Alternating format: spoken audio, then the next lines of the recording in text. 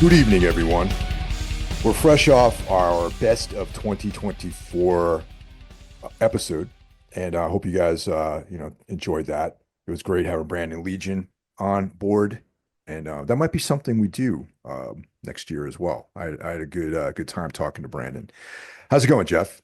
It's going good. I also had a good time talking to Mr. Legion. I've done his podcast a couple times. I'll be doing it again a few times probably this year Yeah, no, as totally. we're covering Stephen King's short story collections.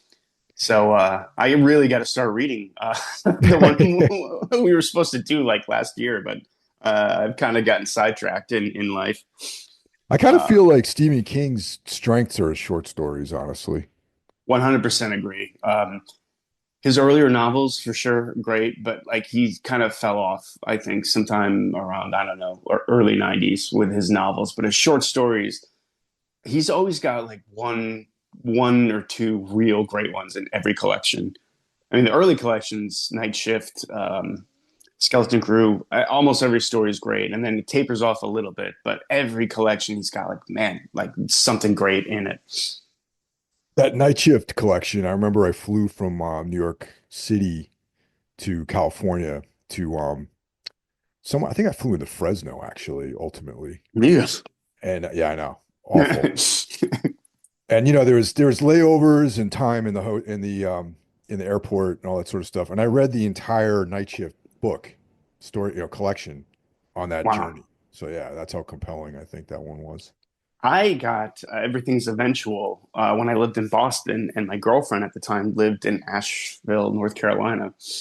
And I got the Everything's Eventual collection, and I read that on the 24-hour bus ride there and the Damn. 24-hour bus ride back. Yeah, I took a Greyhound to Asheville, North Carolina, a couple times that year. So I kind of have a special place in my heart for that collection. One of Stephen King's later novels, I think that redeems him a little bit when it comes to his long form work is Revival. Mm, Now, I highly, highly recommend that one, man. That's like it's one of the bleakest, most existentially dark novels I've ever read, and coming from Stephen King too. You that's a know, surprise. yeah, no, it's like I mean, King is definitely influenced by Lovecraft, and Oh yeah. this is like hardcore Lovecraftian cosmic dread, darkness. I definitely recommend that. His best stuff is when he's kind of aping Lovecraft. I think like their story Crouch End or Yeah, I was gonna story say, yeah.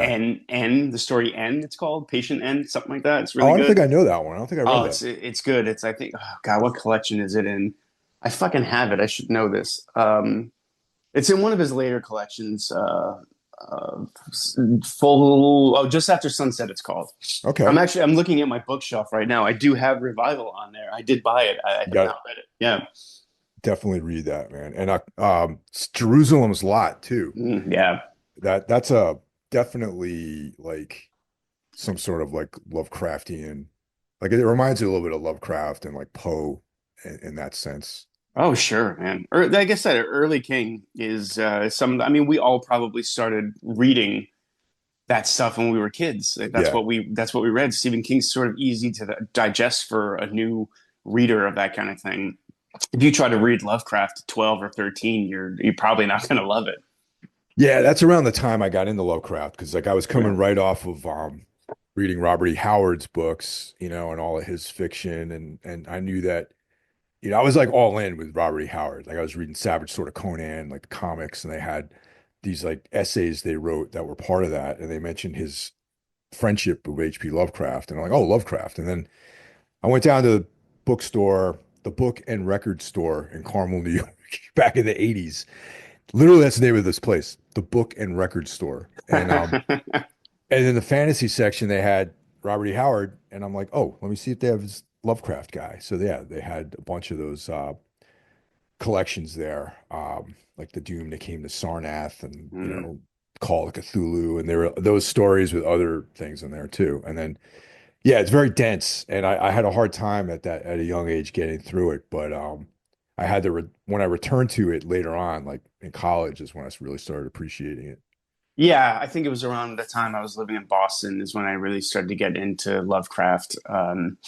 Also, when I started to get into Thomas Ligotti, I had another short story collection for another long Greyhound trip. The short story collection was called 999, and it had a story from Thomas Ligotti, had a story from Bentley Little, from Ramsey Campbell. That's how I discovered all those guys, was from that collection. And I've been a big fan ever since, 20 something years later. Yeah, no, you can't beat Ligotti. He's the best. Yeah, Shame there's no adaptations of his work, really. You figured by now someone would have cracked that. yeah, totally. It's you can see like overtones of his work in like Mm. certain movies and whatnot, but no one's really, went into like, oh yeah, I'm gonna do like Teatro Grotesco or something like that. Right, yeah. I think the closest we've come is True Detective season one. Russ Cole's character is straight out of like something Ligotti would create. I had a conversation with John Paget a while back. I Just remember that. it was independent of that podcast I did with Mm, him, just like off to the side. We were emailing each other for a while about True Detective because he wrote a piece about it and the Pizzolatto like straight up plagiarism of Thomas Ligotti. mm. And Paget's like real close with Thomas Ligotti. Like he's like one of like John Paget is going to be the guy who keeps all of Ligotti's work in print when he passes. Like that's how close they are. Wow. Like he's in charge of his like estate essentially. So he was telling me about how Pizzolatto like kind of was kind of dickish about his Ligotti influence. Really? That doesn't surprise me, actually. Yeah, you were saying, man. And I was just like, that's such a bummer, man. I was like, damn, because like, I love True Detective and I love all the, nihilistic pessimism in it and all that sort of stuff. And Sure. knowing that, it's like they're just straight up like lifts from Ligotti's work in there, the philosophy Oh, parts.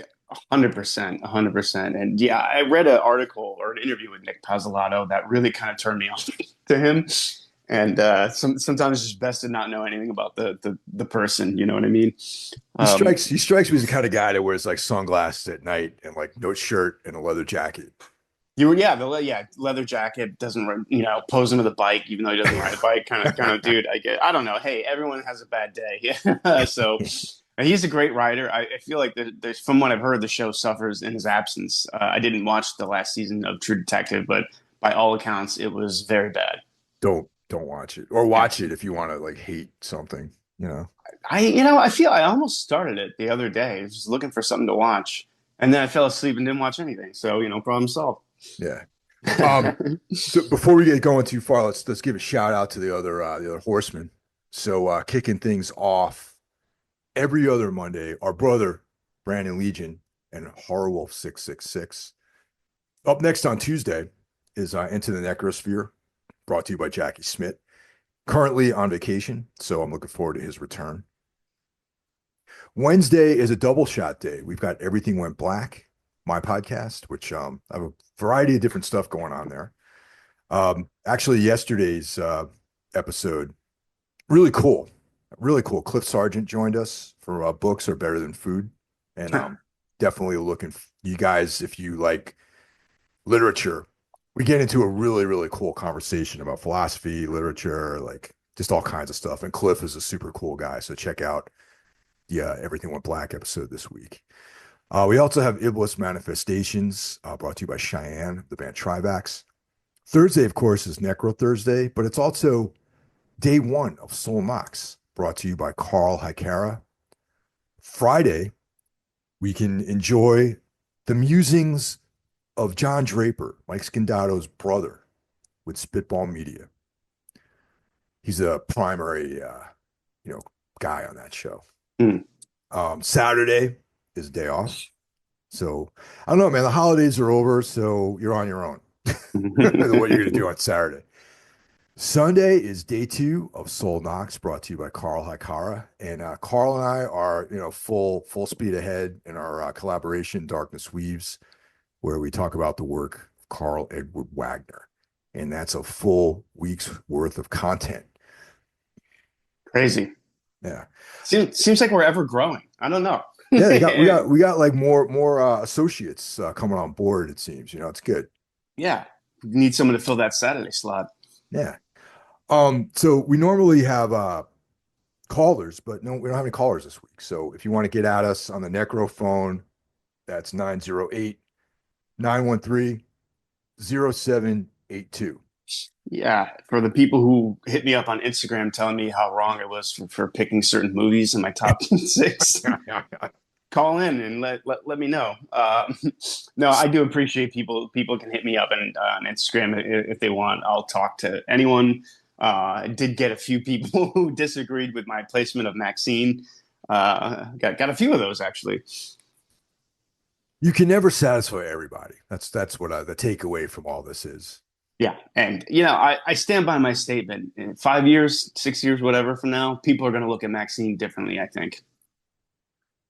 Um, Speaking of which, have you checked anything out in the last few days since we talked? God, I was thinking about that earlier today when I was like, what have I been watching? I got to write it down for the podcast. And it turns out nothing. I have been watching nothing except, and this is not horror related at all. I found a YouTube channel called Hip Hop Universe. Oh, okay. Yeah, I think he's German. He sounds like Arnold Schwarzenegger. I mean, so maybe he's Austrian. I don't know. And he does these in-depth dives into like major events in like hip hop culture. For instance, there's a whole, I think it was like a 3 hour video about the shooting of Tupac, Hmm. not the one that led to his death, but the shooting a year and a half prior or a year prior, and which led me to watch several other videos about the whole East Coast West Coast rivalry, all this stuff.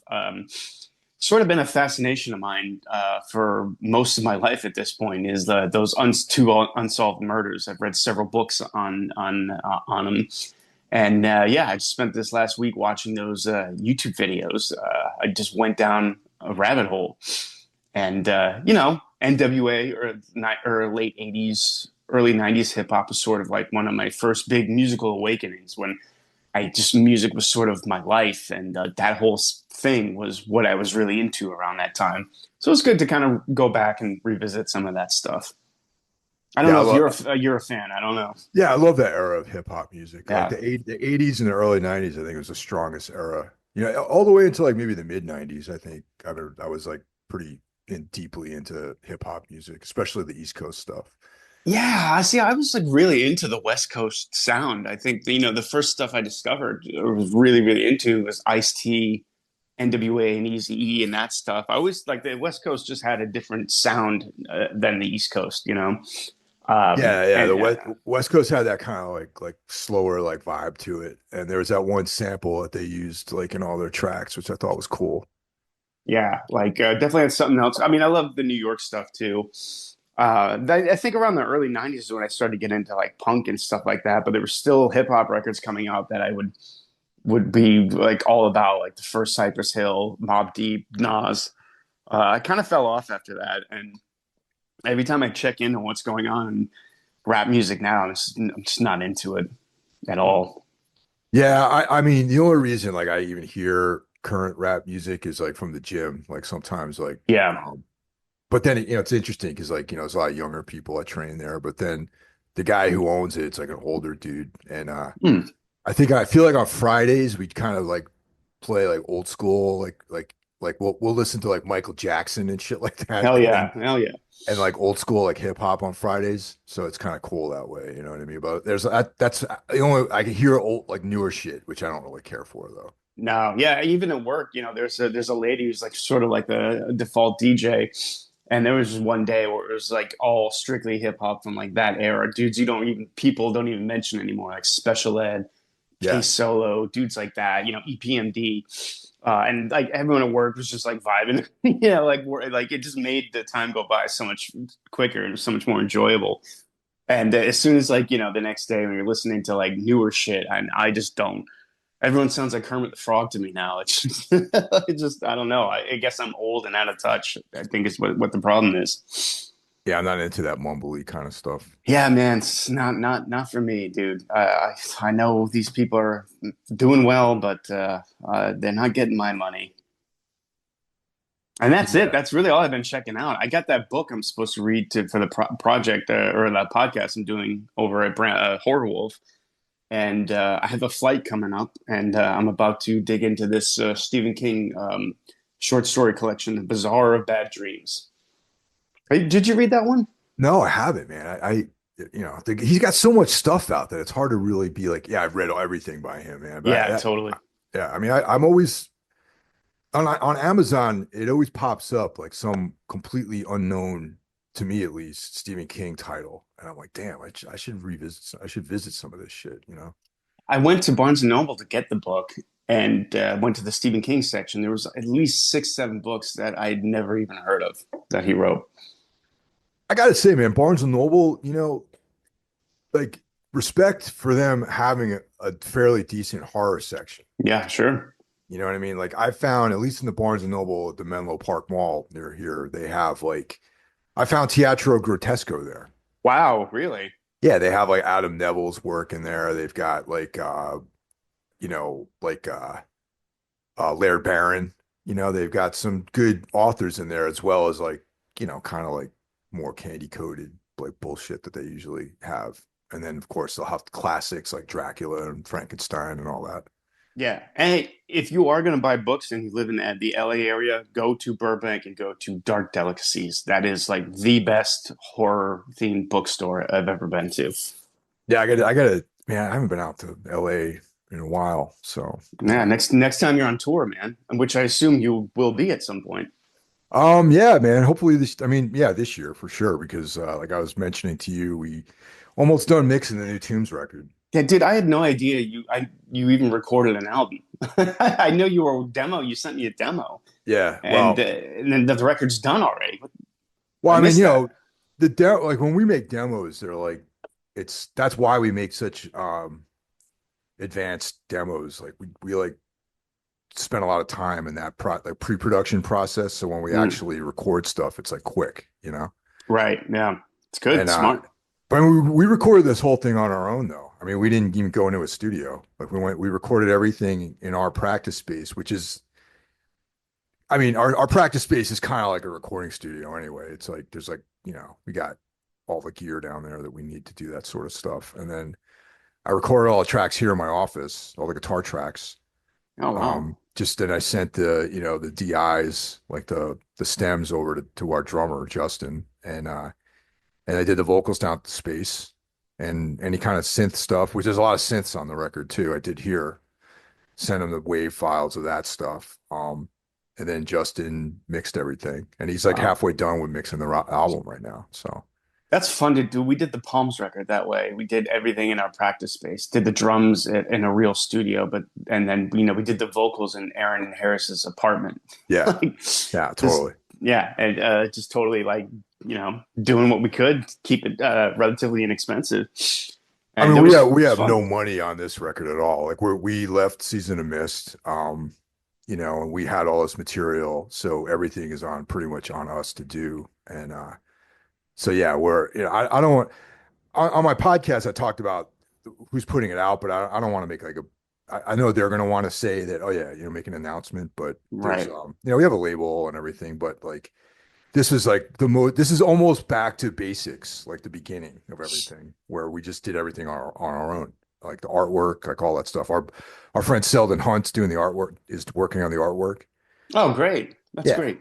So but it's like a 100% our project. There's no label involvement on the production side of this thing. So it's kind of interesting to do it that way again.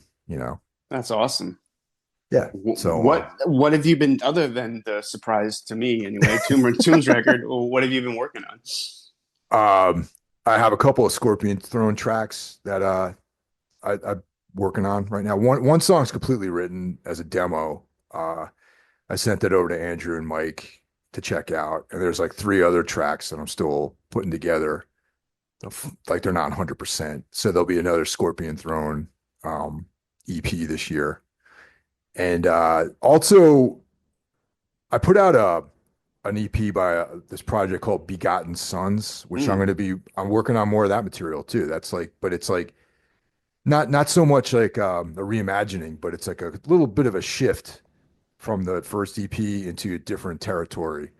A little bit more synth-based stuff, a little more subdued, not as like overtly metal, in some ways. And Nice. like that record had mostly clean vocals on it. And that's like it's gonna be a way more it's going to be like I would say 100% clean vocals on the Forgotten Son stuff too. Oh, nice. Yeah, just that kind of thing, like playing acoustic guitar, like you know, I have another unnamed project that's sort of combining like acoustic and synths and things like that, program drums, stuff like, that kind of thing. Little Death in June-ish. I'm not going to say Death in June, but I don't want to get canceled because I like Death in June. So, Right.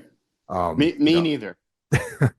but if Death in June were not fascists, I guess, no.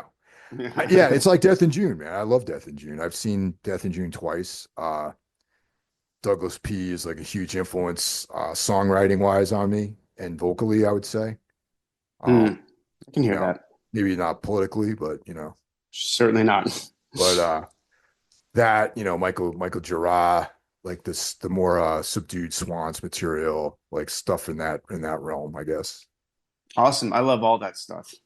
Yeah. Yeah, definitely, man. And yeah, so that's what I've been doing creatively.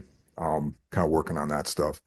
Great. I saw a movie last Friday, actually. Oh, It's not a horror film. It was okay. Tina, my fiance, recommended we go see a film called The Last Showgirl. Oh, with Pam Anderson, right? Pam Anderson. And so Friday night, we saddled up and we drove out to Secaucus, New Jersey to check out The Last Showgirl at this place called The Show Place, which is a nice theater. It's definitely it's not like a art house cinema, but there's only like maybe five locations, I think, of this to Regal Cinemas like offshoot. And so it has like you can see like a Marvel film there, but you can also see like an independent film like Last Showgirl. So it's Hmm. pretty cool. I thought it was amazing actually. And the reason why I bring it up, it's because in some ways it's like very similar to The Substance. Hmm. Yeah. It's like not necessarily there's no horror elements in this except for the horror of life, I guess. You know what I mean? Right. And but it deals with the same topics as a substance, age, uh, beauty, the sort of male gaze, like that sort of thing. And yeah, really, really good. And I had no idea that Pam Anderson could act as good as she does.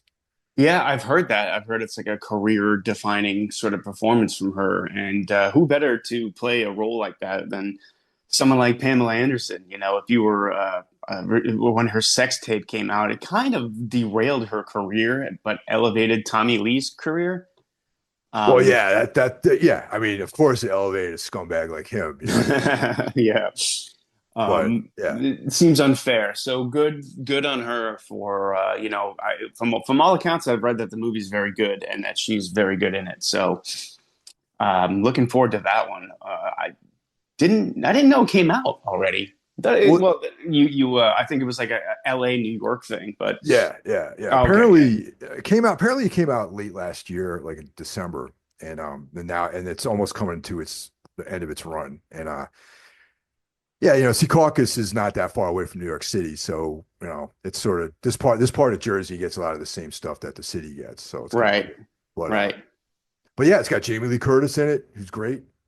Kiernan Shipka, who is in a lot of Robert Eggers' films, and you know, horror. Oz Perkins, she shows up in The Black Coat's Daughter, and she was in Long Legs. She had a small part in that, Hmm. and of course Pam Anderson. And like I'm hard pressed to even say what films Pam Anderson's been in the last like 20 years, really. Ah, God, yeah. I mean, Barbed Wire is the last one I can really think of.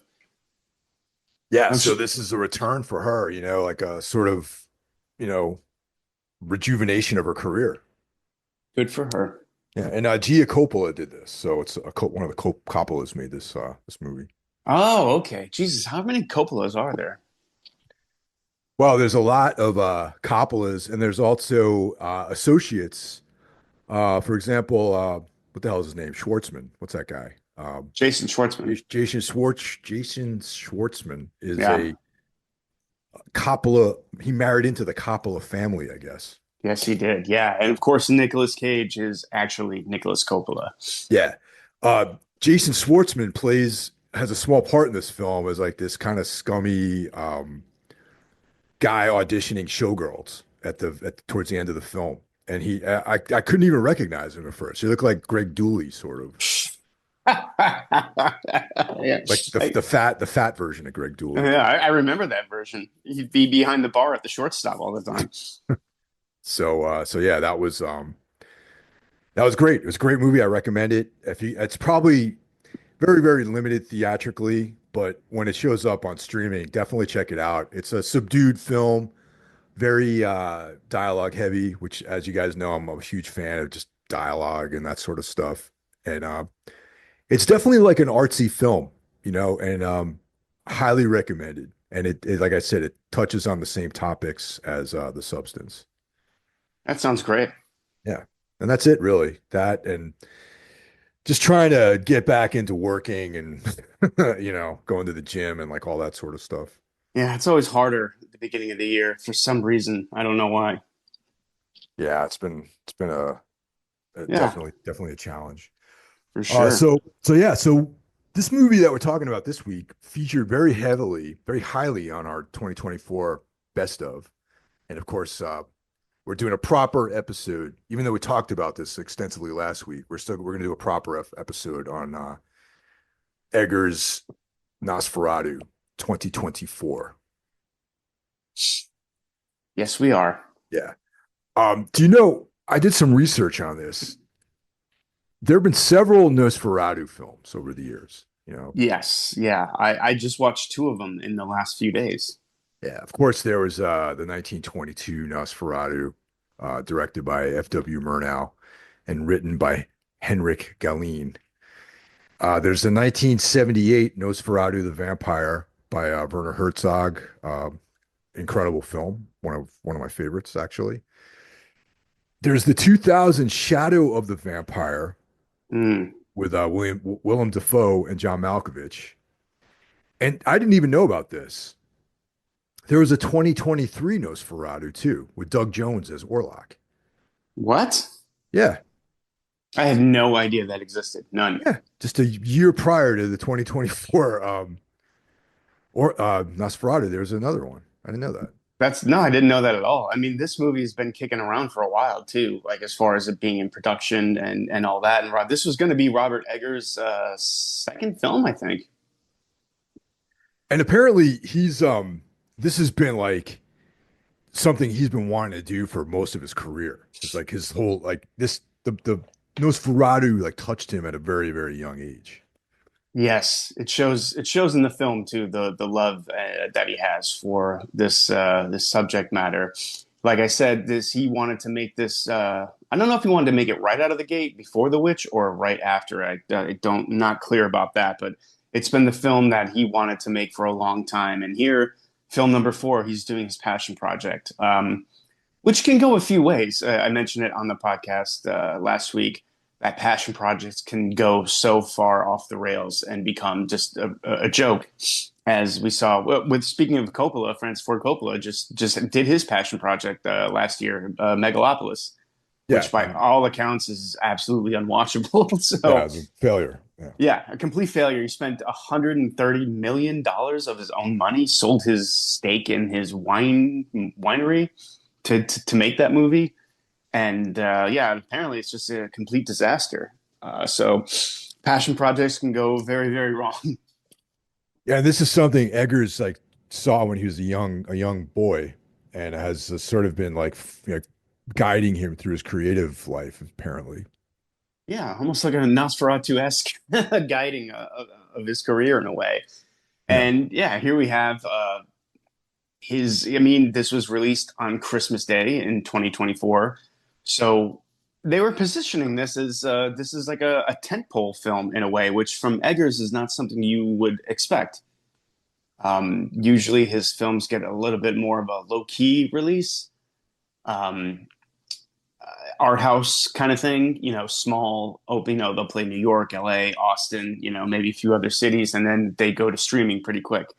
But here we have the big Christmas opening, which kind of let me think, is this Edgar's dipping his toe into mainstream filmmaking? And after the film, I would say a little bit yes and a little bit no. I think I'm on the same page as you about that because it is a bold move. I mean, especially based on his past track record with films. I mean, Yeah, did you see this Christmas Day? yeah, I did. I did. Yeah, We yeah. checked this out, like the evening showing Christmas Day. And The Northman was sort of I would say kind of a box office failure, really, right? Yeah, I mean, it was his first big budget. I mean, I think, The Witch and The Lighthouse, I mean, they had some money behind it, but The Northman, I think, was somewhere in the 40 to 50 million dollar range, 60 maybe. Yeah. And yeah, it flopped pretty hard. Critically successful. Everyone I know who saw it loved it, but general audiences did not go for it. And at that point, that was probably his most straightforward mainstream film too. So yeah, it looked kind of bad for Eggers, but he gets to make his passion project right after a box office failure. You don't see that too much. A lot of directors end up in director jail after something like that happens. Mhm. Exactly, and but yeah, I mean it's interesting how that all came together, you know. Mm. This cut of the film clocks in at 132 minutes, this theatrical version of the movie. I heard interview with Eggers. He talks about how the Blu-ray is going to have like a cut that's like 20 minutes longer or something like that. Ooh, interesting. Yeah. Really? I Mhm. wonder what stuff didn't make it into the cut. As far as I know, this is the longest version of this story, too. Yes, definitely. But so yeah, that's interesting. That's a piece of data that's out there. Um, so as far as the cast goes, it's got a pretty incredible cast. We've got Lily Rose Depp as Ellen Hutter, and these are the characterization and the narrative is definitely taken from the Galen screenplay, not Mm, so much the Bram Stoker Dracula uh, narrative. So Ellen Hutter would be the equivalent of Mina Harker for those of you out there paying attention to that kind of stuff. mm, We've got Nicholas Holt as Thomas Hutter, who would be like the Jonathan Harker character, you know. Bill Skarsgård as Count Orlok, mm. a heavily made up Bill Skarsgård. Yeah. Yeah. We've got Aaron Taylor Johnson as Friedrich Harding. That's Anna's husband. The great Willem Dafoe as Professor Albin Eberhardt. And he's kind of like the Van Helsing sort of guy in this, right? Yes. Yeah. Emma Corrin as Anna Harding. That's Frederick's wife. Um, one of my favorite. I love this guy when he shows up in movies. Ralph Ineson. You know Mm. what I'm talking about? That guy Yeah. shows up in a lot of stuff, which is like, and he's always great. And that's Dr. Wilhelm Sievers. Yeah, he's from The Witch. He was in The Witch as well. And it goes on. And yeah, his filmography is extensive. Yes. Simon McBurney as Herr Knock, Yeah. the Renfield character. So another Yeah. great addition to this cast. This is Defoe's third film, I think, for Eggers, right? Yes, yeah, it's kind of strange. You'd almost expect him to be playing Nosferatu, but he already got to play that role in Shadow of the Vampire, Yeah. which you mentioned earlier. And if you're listening and you haven't seen that movie, highly recommend it. It's very good. Um, so yeah, that's the film, man. And like this is dude, I don't even know where to start with what this movie. Um, it's Yeah, one of the most visually breathtaking films that I've experienced in a long, long time. absolutely. I mean, Eggers is very much a visual storyteller and seems to be his strength. I mean, obviously Nosferatu is rooted in German expressionism, and so this film is going to have that sort of look and feel to it. Lots of big shots of landscapes and things like that. You can see the influence from both versions. When I say both versions, I talk about the 1922 and the Werner Herzog 79 version. you can see its influence on the film visually. Um, Not only that, though, Eggers is a really great storyteller. Yes, I think so too. Uh, Carl Hekara told me that the castle in the beginning, where the Orlok Castle, is the same as the one that was used in Herzog's version. Yeah, yeah, you mentioned that when we were doing the podcast last week, and yeah, I haven't been able to stop thinking about it because I remember watching the Herzog version after this and thinking, God, that looks they got the look down perfectly for the new one. Looks almost the same. Turns out, it is the same. Yeah, and just you're immediately transported into a completely different world of shadows and darkness, and most of the film just has this like benighted quality to it, and like even the daylight shots seem just dark and twilight. Yeah, 100%. Yeah.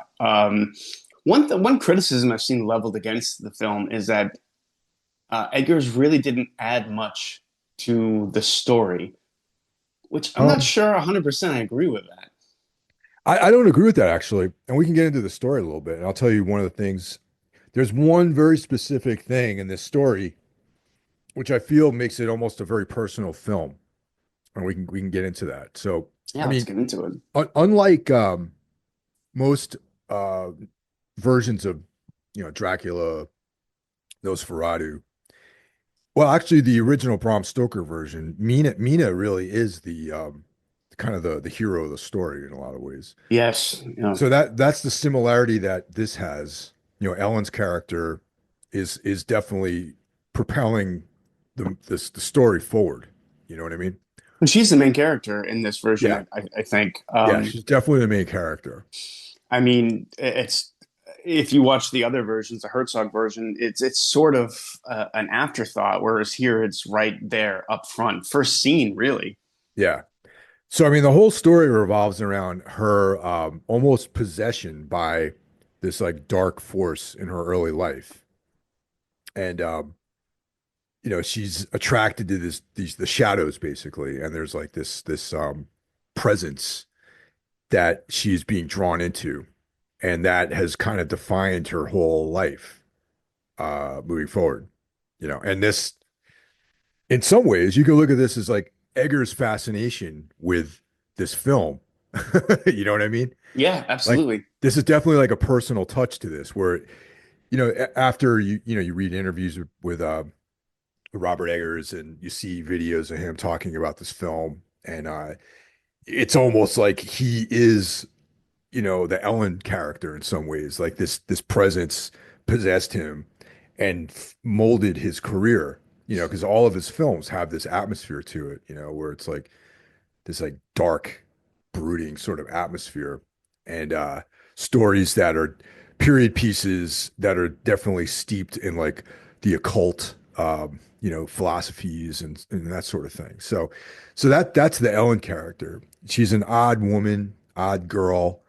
Um, Most people in society don't know really how to classify her. They try to cure her of her illness, quote unquote, with all these like archaic sort of techniques that they used to do back in, the early days like that. These like bizarre, outdated medical practices and things like that. That's certainly one of the themes of the movie is science versus what we don't really know or understand. Well, yeah, Um, that's where Willem Dafoe's character comes in. Dr. Eberhardt, he is kind of like this obscure, well, at one point well respected, but he has sort of fallen out of favor with people because of he glimpsed beyond the veil into the world of the occult, and he started understanding that science doesn't describe the universe aptly, and there's these unknown forces that are at work too, and that's al- he's sort of become like this kind of outsider as a result of that. Almost a Lovecraftian character, I'd say. Yes, absolutely. I was thinking exactly the same thing, man. Yeah, nice. Yep. He's like one of those like Lovecraftian characters that's like writing the story, you know what I mean? Like, Yeah, exactly. Yeah. yeah, it's like I first came upon like whatever, you know what I mean? And that's Yeah. kind of like his role in this film. Yeah, 100%. You touched on something really interesting that I picked up on as well. That uh, Edgar's is the Depp's character basically. This movie deals with a lot of themes, but they never hit you over the head with it. You never roll your eyes. It tells sort of a very like modern day relatable story, but not in a really exposition heavy, obnoxious sort of way. Like what desire seems to be the major theme of the movie. I mean, everyone is sort of driven by it. You know, the desire for Ellen, for something else, something beyond like the normal life that she has with her husband, which is something she also desires, a normal life. But her husband too desires. You know, he wants to advance his career. He wants a nice house, and kind of leads him down this very dark path to meeting a vampire. Everyone is looking for something. Yeah. You know, the doctor is looking for the truth. Even the sort of the familiar, you know, his Yeah. desire to be, you know, one with the vampire or become a vampire. So the desire is sort of everyone's unraveling in this film. And that to me seemed to be the major theme of the movie, which I understand because, you know, this was Edgar's desire to make this film his entire career. Yeah, no, that's right on, man. Definitely, and but and the biggest conflict though is with Ellen because she does desire to have a normal life, but she's like compelled with this like dark obsession, which she can't really define really. She just knows there's this like presence out there that's moving her through time, in some ways. Yeah, absolutely. Yeah, I mean, she has this dark side of her that she feels maybe a bit of shame or guilt about, and she's sort of masking it with this normal life, with this kind of dweeby, nebbish dude who Yeah, yeah, yeah. and I gotta say Nicholas Holt is great in this movie too. In that role, he's having quite a year. Or last year was quite a year for him. He was in that Clint Eastwood film, Juror Number Two. Oh, yeah. And he was almost Batman, but Robert Pattinson got it from him in the last minute.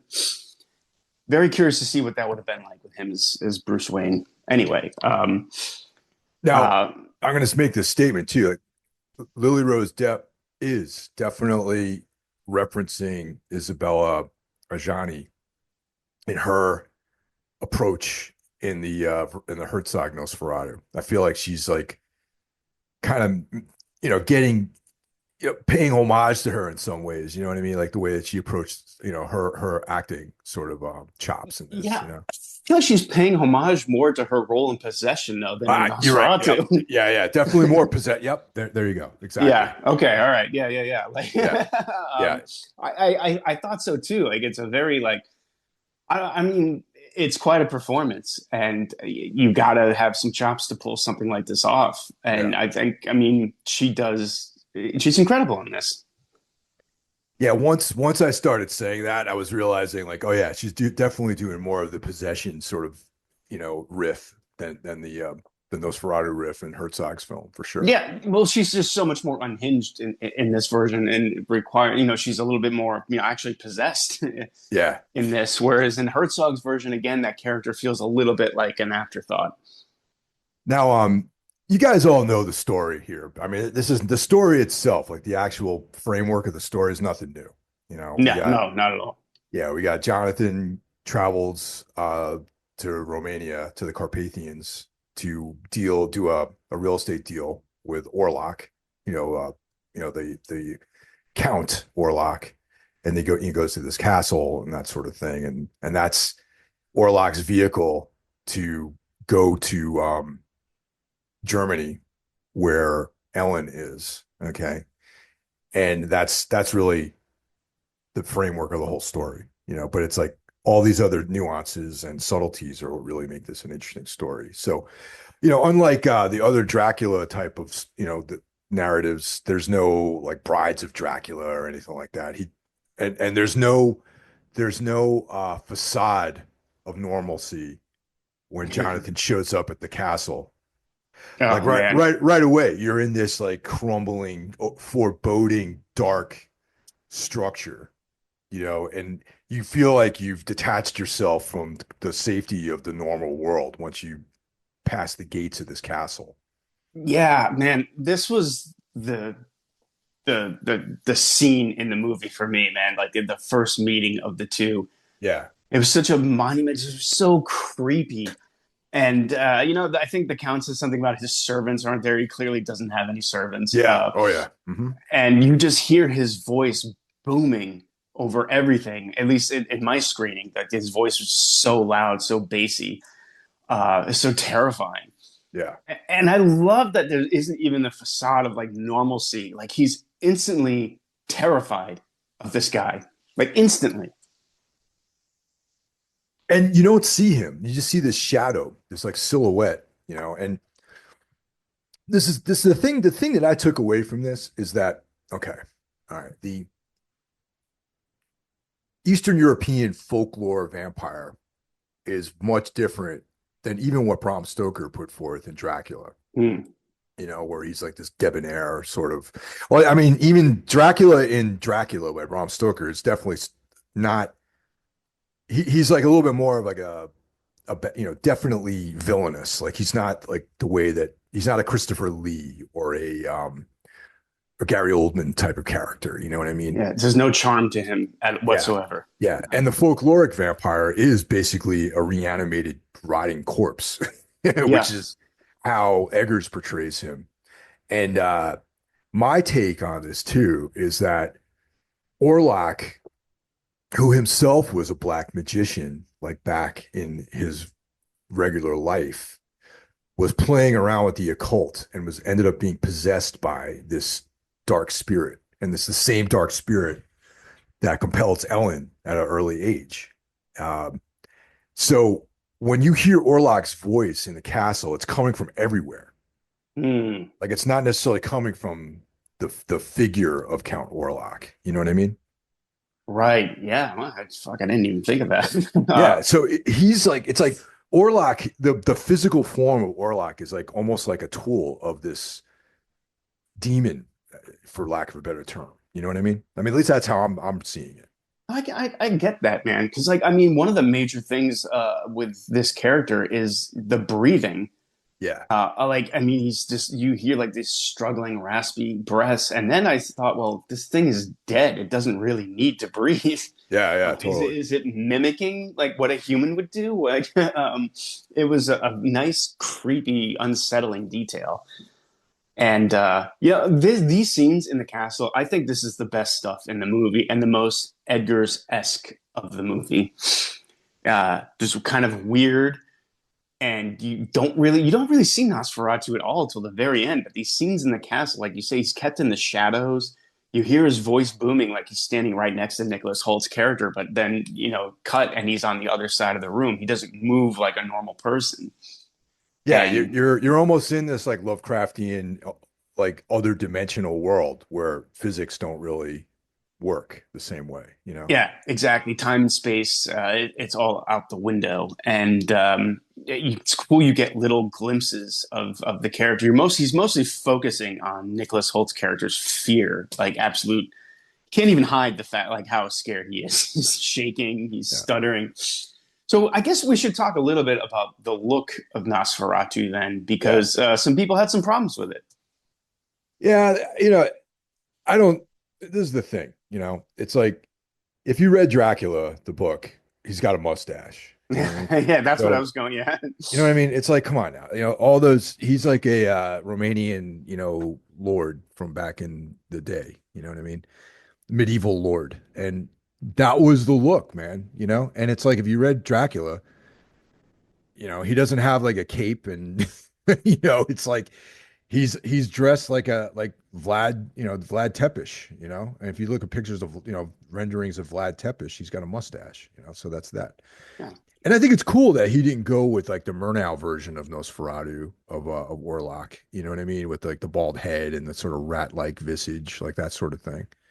I totally agree. He kind of went his own way, did his own thing. I think I said it on the last podcast. Like, I bet you there was some studio meeting about that fucking mustache. What's What he kind of said, funny is like I remember like you when you start getting a sense of what he looks like, because like for a large part of those opening scenes, he's a shadow, and then the light sort of filters in, and you can get to see the details of his face, and I'm like, oh, there's the mustache. You Yeah, yeah. Kind of look like Jay Bennett a little bit. know, he does look like Jay Bennett. Yeah, Sorry, Jay, if you're listening. Um, yeah, and he's really just got that like big coat to cover him up, like he's naked under there, basically. He's got that coat and that mustache to keep him warm. And you know, watching these scenes, I was like, this cannot be that Sarsgaard kid in this role. This can't be right. Like that's got to be like some sort of animatronic thing or CGI. But no, that's him. That's him doing the voice. That's him in the physical scenes. It's a complete transformation. yeah. I mean, he is heavily made up, though. Oh, of You course, know, yeah. I mean, he's completely unrecognizable. I thought. yeah, I was just shocked. I was like, this oh man, I can't believe that's him. I mean, you get this young pretty boy to play this role. It's wild, man. And man, does he do such a great job in this role? Everyone does, but man, he really deserves a special acknowledgement. I think the things he does with his voice, just the physical transformation, everything about it, it's just such a great performance.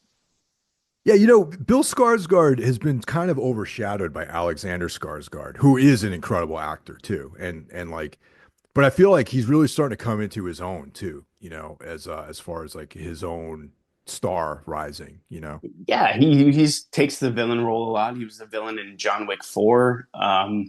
He is the was the new Crow from last year, which well, yeah. went from being in one of the worst movies of last year to what is probably the best movie of last year. And of course, he's Pennywise from Yeah. the It movies. A little bit more recognizable as himself in that, but he seems to be somewhat of a selfless actor. Like he's not going for the glamorous roles. He seems to choose these darker type of parts, and where he's heavily made up and unrecognizable. That's interesting to me. I think he's definitely a guy to watch. He picks interesting things. I can see the allure of being the Crow. I get it. Yeah. It's too bad the movie wasn't good, but I can see why someone would be like, yeah, I want to play that part. That's interesting to me. So yeah, I get it. I think he's making really interesting choices, and he's definitely someone like if he's in the movie, I'm interested in it now.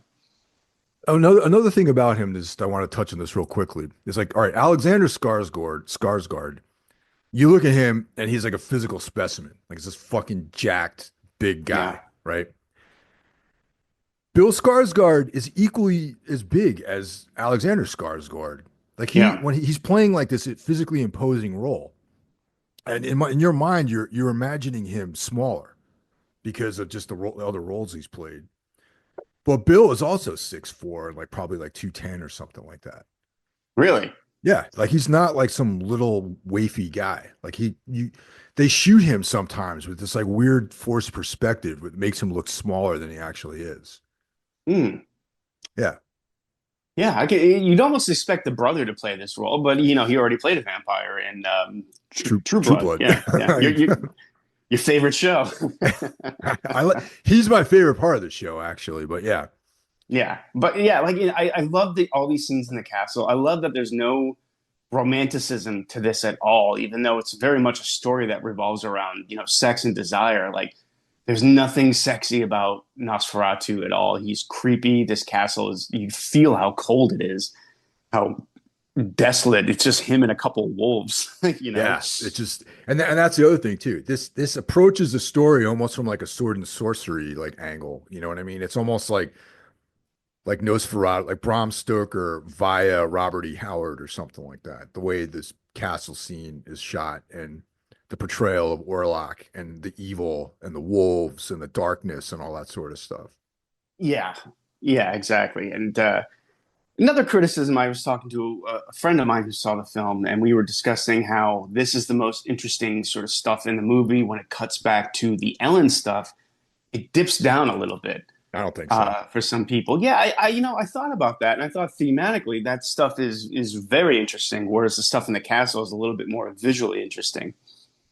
Yeah, because that's where you actually get the whole point of the stories when you're in Ellen's world, you know, and you're seeing the interaction with all those characters and and that's like the narration the story starts with them, it's like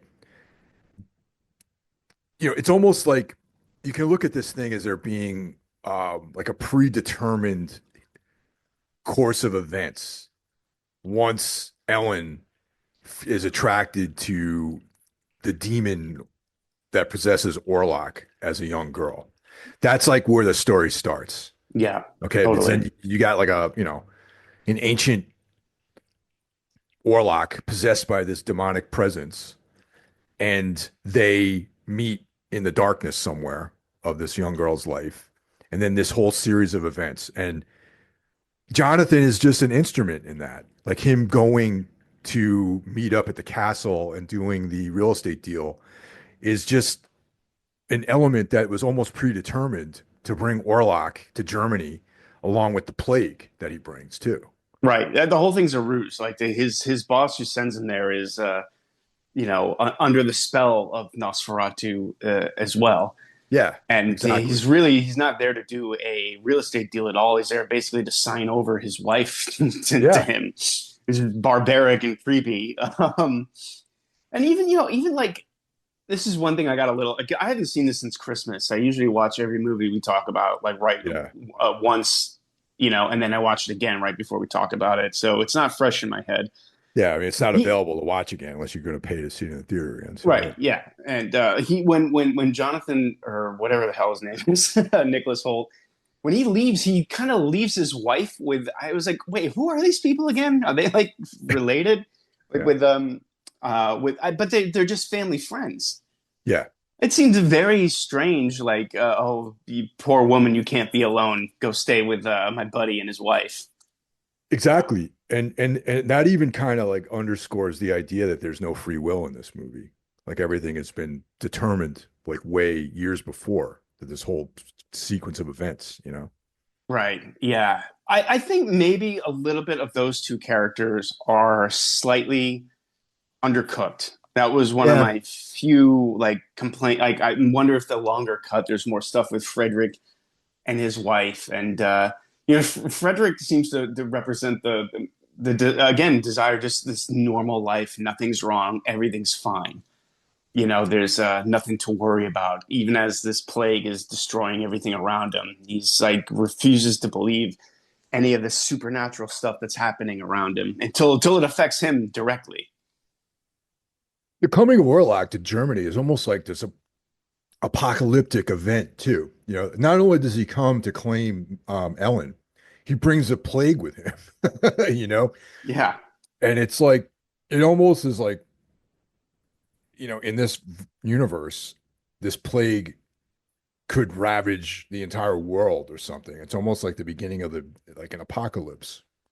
yeah, it has that feel to it. How you just there's all these scenes like the town just feels more and more desolate and cold as the film goes on, as Orlok's grasp over everyone starts to strengthen. Again, visually, it's such a Eggers' strength. I Yeah. think just to see those little coffins for the kids and everything Oh was yeah. so deeply Oh, unsettling. and speaking of which, man, this when they go violent, the violence that he goes there, like those kids get fucking sucked Yeah, dry, man. Like I was shocked by that a little bit actually. yeah. I was too. He definitely went there. I didn't think any of it was gratuitous though. No, no, it was all like part of the story too. I didn't feel like it was like for shock value or anything. Yeah. What did you think about Willem Dafoe in this? Because I think out of everyone in the cast, he's clearly having the most fun with his role. Definitely. I mean, Willem Dafoe is a veteran actor, and he's has a relationship with Robert Eggers. He's been in this is his third film with him. He really got to shine in The Lighthouse. Oh He got yeah. he got to chew up the scenery in that film. And Eggers writes incredible dialogue too. Like, Yes, yes, he does. and I mean, Eggers is like I would definitely be interested in reading a novel he wrote for sure, or a Oh, short story. absolutely. I mean, Absolutely. Yeah, he has this very lyrical way of putting dialogue together. So totally. whenever and he definitely gives Willem Dafoe space to work within that. And I love it. And I love Willem Dafoe's portrayal of Professor what the hell is his name? Albin. Oh, Uh, yeah. I Albin, haven't read Albin, it yet. Albin Eberhard. That's his name. Professor Evanhard. Yeah, I've written. Yeah, Okay, there it is. I almost said Van Helsing, Yeah. but Oh, yeah, he basically is. Yeah. And yeah, again, I liked his character a lot. He's a guy. He seems almost giddy to be right. He's like he's proven right, and this is all he's ever wanted is to be proved. Like what's happening is horrible, but in his mind, he's like, I was right about all this. yeah, totally. He's Yep. kind of happy about it. Yeah. I loved it. Like just the scene of William Dafoe sort of dancing as he's burning like a tomb, like with glee. I fucking loved that. I thought that was such a nice little touch. Oh But yeah. you mentioned the dialogue and how it's Edgar's strength. One of the things I liked about this is a Christmas release. This is sort of like a big holiday release, but it's still not a movie that holds your hand throughout it. Like there's not a ton of exposition or anything like that. The dialogue seems very natural, like conversations people would actually be having in this context. Yeah, there aren't those like weird dumps of information that happen like a lot of times, Yeah, those exposition dumps that happen, those obvious like, okay, here's the part where we someone breaks down exactly what's going on. There's none of that. Like you yeah, like yeah, I'm leaving town. You have to stay with Frederick, who's my best friend since I was a kid. There's none of yeah. that kind of stuff. You're just like, oh, here are these characters. Who are they again? You figure it out. Yeah, you got to pay attention. That's good. I appreciate that about the film. Yeah, I do too. He didn't dumb it down at all. Yeah. And it made me think, like leaving the theater, I was like, I bet you at least 50% of the people in here hated this. And they probably had no idea. They're like, who are these people? Like, what happened? I would thought this guy was gonna have a cape, turn into a bat and stuff like that. You know what I mean? Yeah, yeah, exactly. And then you get to the like one of the things that struck me too is the ending, and obviously spoilers, but I mean, if you've seen Dracula or anything, you know exactly what's happening.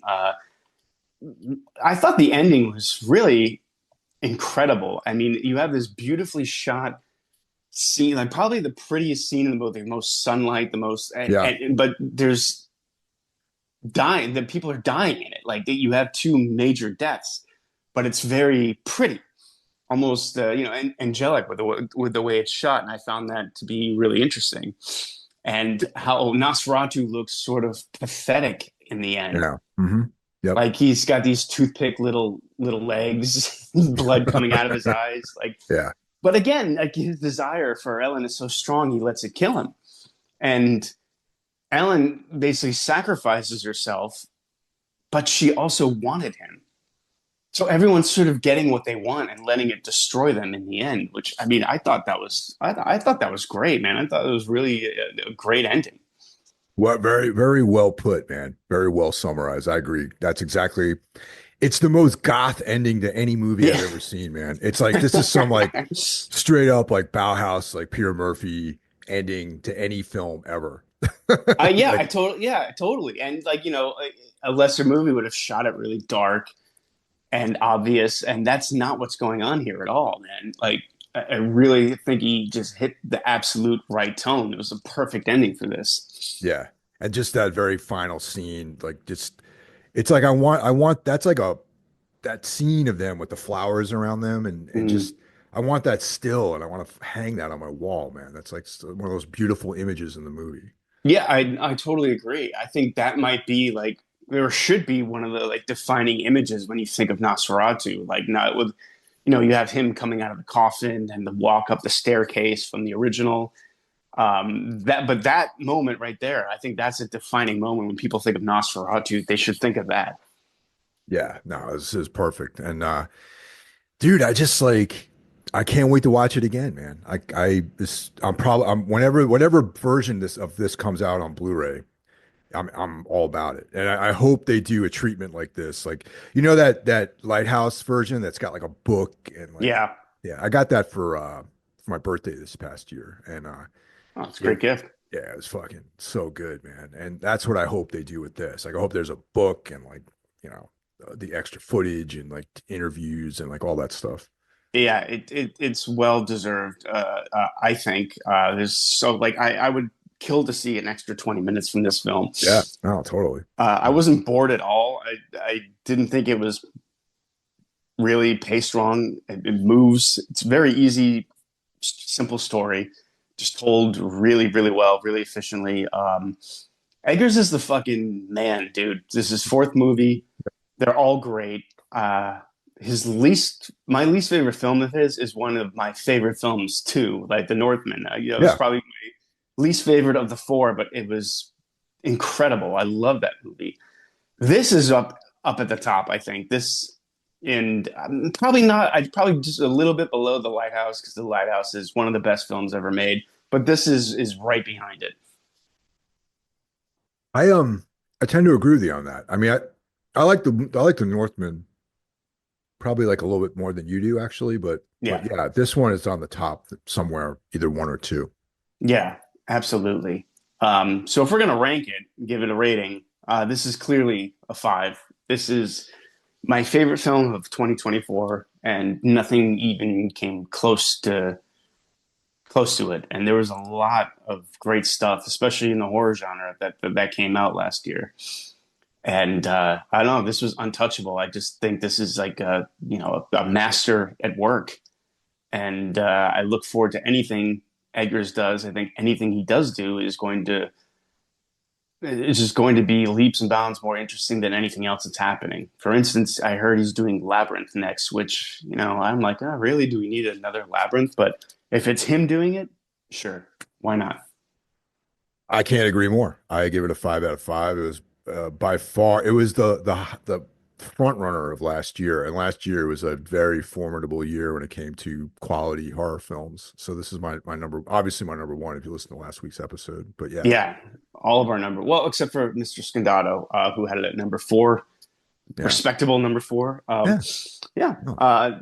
so great movie. I can't wait to watch this again. I feel like there's a lot to pick apart and think about because, like I said, it's not fresh in my head. I wish I'd seen it right before we talked, but it has stayed with me since Christmas. It hasn't left my thoughts too much. And I've talked to other people. It seems everyone I know has seen this movie at least once. I know a couple Yeah. people have gone back and seen it two or three times.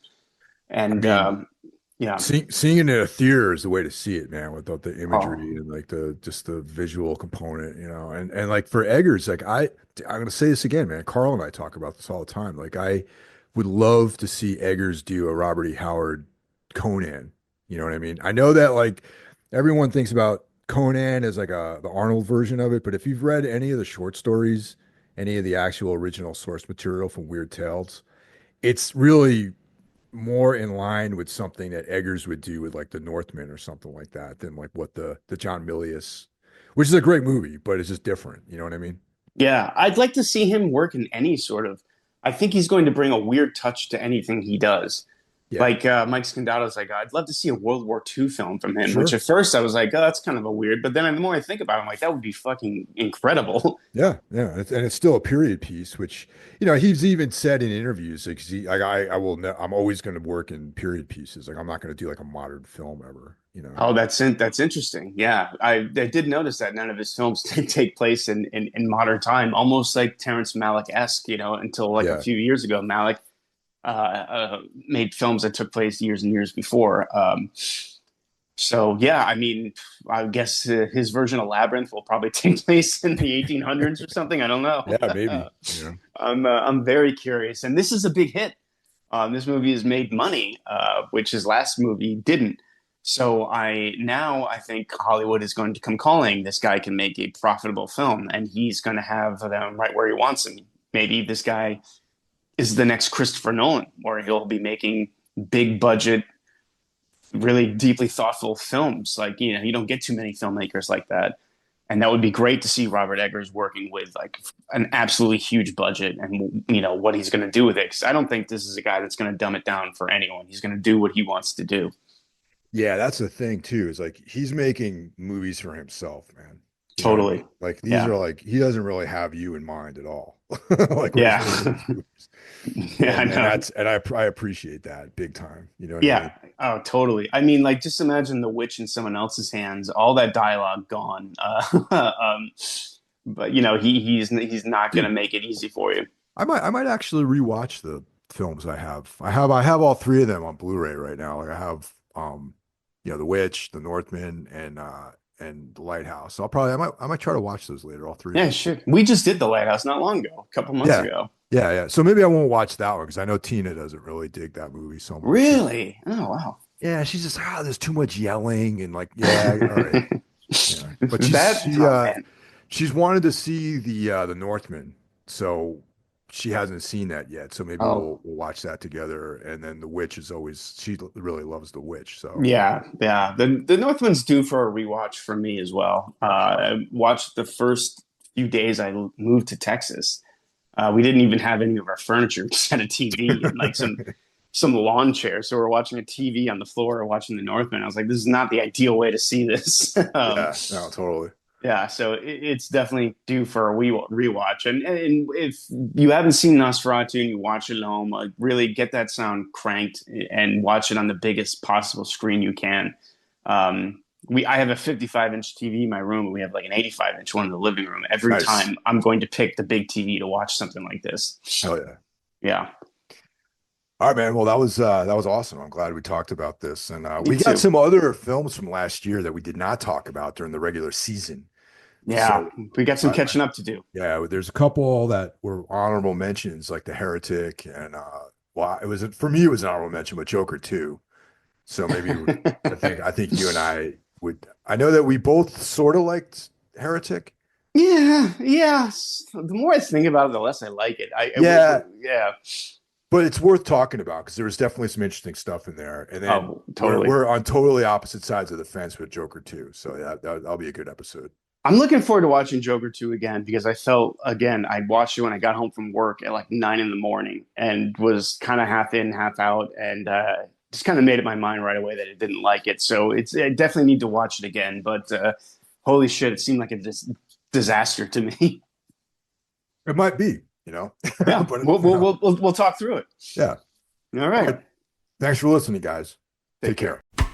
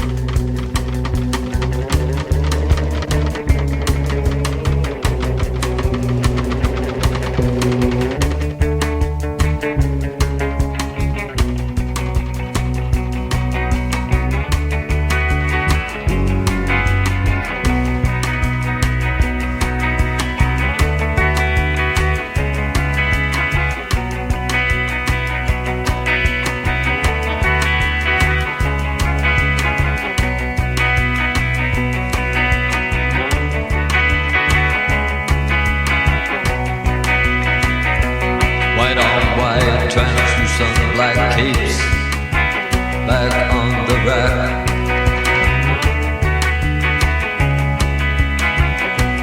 Bela Lugos is dead, the bats have left the bell tower.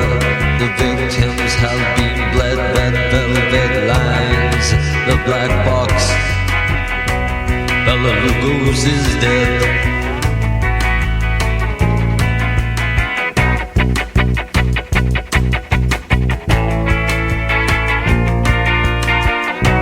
Bela Lugos is dead.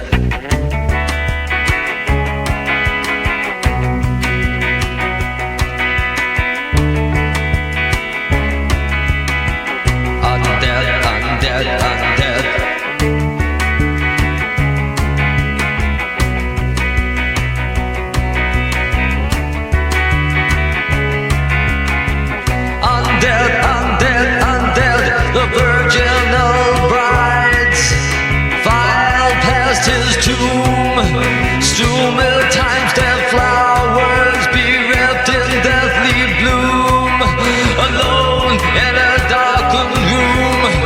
The Count,